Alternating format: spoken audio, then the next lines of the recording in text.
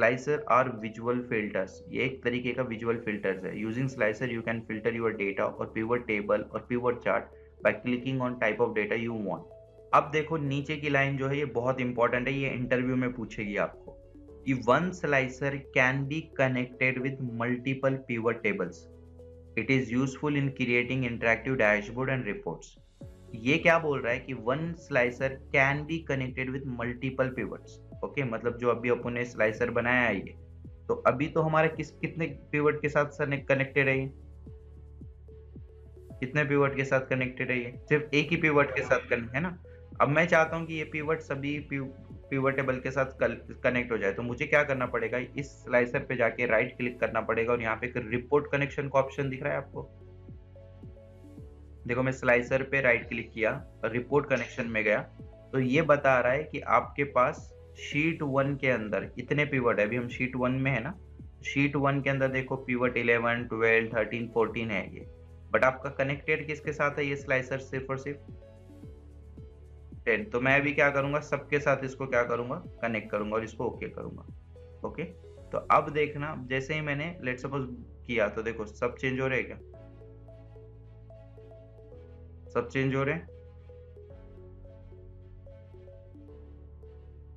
है ना। तो ये काफी इंटरेक्टिव वे है ना आपका डेटा को समराइज करने का, डेटा को देखने का, है ना।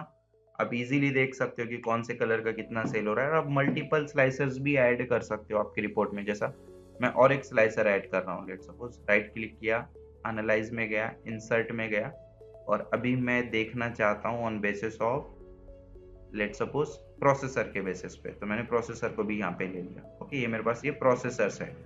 अब ये भी पिवट को राइट क्लिक करता हूँ, रिपोर्ट कनेक्शन में जाता हूँ, तो ये भी जिसके बेसिस से मैंने इसको बनाया था उसी के साथ ये कनेक्ट होता है।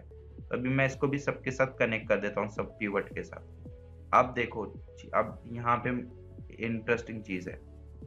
अब ये iOS का मेरे को बताना कि किसके अंडर में आता होगा। iOS का जो ऑपरेटिंग सिस्टम है एप्पल में आता होगा सिर्फ और सिर्फ, और यहाँ पे भी एप्पल में आएगा और यहाँ पे भी एप्पल दिखना चाहिए। तो अब देखो मैं क्या कर रहा हूँ, सिर्फ iOS पे क्लिक कर रहा हूँ, तो देखो डेटा किसका दिखा रहा है मुझे, रेटिंग एप्पल की, मॉडल एप्पल की, सेल्स एप्पल की, दिखा रहा है कि नहीं दिखा रहा है ना। अब जैसे ही मैं कोई अलग कॉलकॉम ले लिया, तो देखो ये अलग अलग इसके अंदर अवेलेबल है।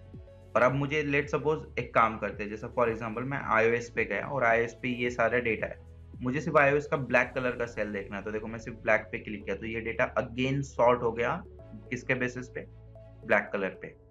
अगर मुझे सिर्फ गोल्ड कलर का देखना है या ब्लू कलर का देखना है, तो आप ऐसा इन्वेस्टिगेट कर सकते हो डेटा को।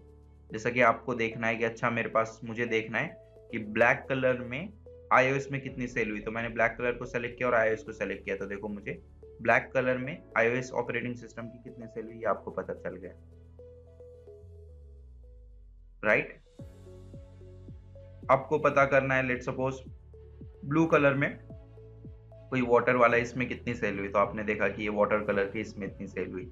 या आपको ब्लू कलर में देखना है iOS की, वाटर की, प्रोसेसर की और सेरेमिक की कितनी सेल हुई, तो आप देख सकते हो।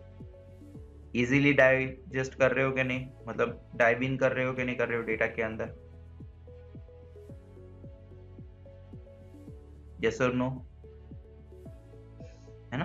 तो इस तरीके से आप क्या कर सकते हो, डेट स्लाइसर्स ऐड कर सकते हो और मल्टीपल पिवट्स बना के उनको कनेक्ट कर सकते हो।